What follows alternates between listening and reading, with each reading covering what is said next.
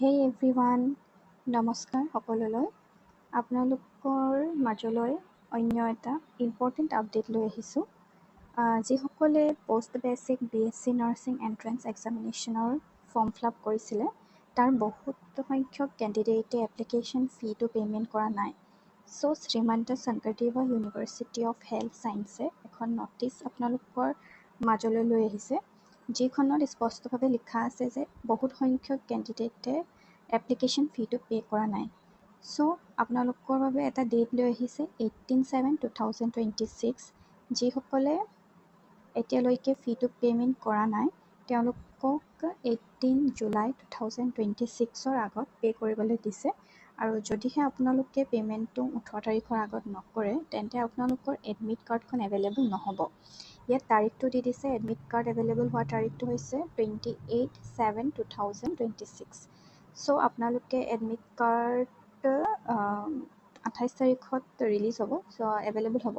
সেইবাবে আপোনালোকে নিজৰ এপ্লিকেশ্যন ফিটো সোনকালে পে' কৰি দিব। আৰু আপোনালোকে পাৰিলে 18 তাৰিখৰ আগতে পে' কৰিবলৈ চাব, কাৰণ লাষ্ট ডেটৰ দিনাখন কি হয়, ছাৰ্ভাৰ ইছ্যু হয়, বহুত ছাৰ্ভাৰত প্ৰব্লেম হয় আৰু সেইবাবে বহুত ষ্টুডেণ্টে কেণ্ডিডেটে দিব নোৱাৰে, পে'মেণ্ট কৰিবলৈ অসুবিধা হৈ যায়। সেইবাবে মই আপোনালোকক 17 তাৰিখৰ আগত পে'মেণ্ট কৰাটো উচিত বুলি ভাবিছোঁ, ছেফ হ'ব আপোনালোকৰ কাৰণে। চ' আপোনালোকে অহাকালিলৈ নহ'লে পৰহিৰ ভিতৰতে আপোনালোকে পে'মেণ্টটো কৰি দিয়ক, যিহেতু আজি 13 তাৰিখ হৈছে। চ' আপোনালোকৰ হাতত সময় আছে, 14-15 তাৰিখৰ ভিতৰতে আপোনালোকে পে'মেণ্টটো কৰি দিয়ক, যাতে আপোনালোকৰ একো ইছ্যু নহয়। চ' আপোনালোকে চাই ল'ব পাৰে, এডমিট কাৰ্ড ইছ্যু কৰিব 28/7/2026ত।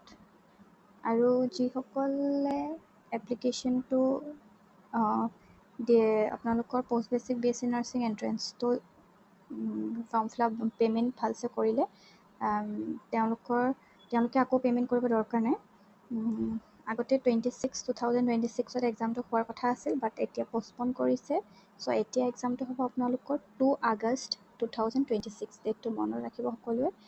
2 আগষ্টত আপোনালোকৰ 2 আগষ্ট 2026ত এক্সাম হ'ব। গুৱাহাটীত হ'ব। টাইমটো হৈছে 10টাৰ পৰা 12টালৈকে।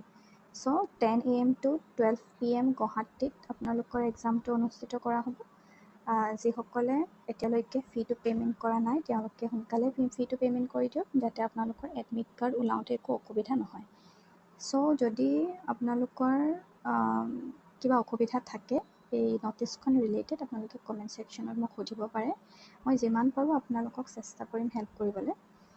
বাকী যদি ভিডিঅ'টো ভাল লাগিলে লাইক এটা কৰি দিব। আৰু এটা কথা কওঁ, যিসকলে এপ্লিকেশ্যন ফিটো দিবলৈ নিজে ফৰ্ম ফিল আপ কৰিছিলে তেওঁলোকেতো নিজৰ একাউণ্টত গৈ পিনে ID আৰু পাছৱৰ্ড দিলেই আপোনালোকে পে'মেণ্ট কৰিব পাৰিব। যিসকলে কেফেত কৰিছিলে তেওঁলোকে কেফেত গৈ এবাৰ খবৰ কৰক। আৰু যদি আপোনালোকে নিজেও পে'মেণ্টটো কৰিব বিচাৰিছে দেন আপোনালোকে মোক কমেণ্ট ছেকশ্যনত জনাব পাৰে। মই কেনেকৈ পে'মেণ্টটো কৰিব লাগে তাৰ ওপৰত এটা ভিডিঅ' বনাই দিম। যদিহে নেচেছেৰী হয় আপোনালোকৰ দেন আপোনালোকে কমেণ্ট ছেকশ্যনত মোক জনাই দিব।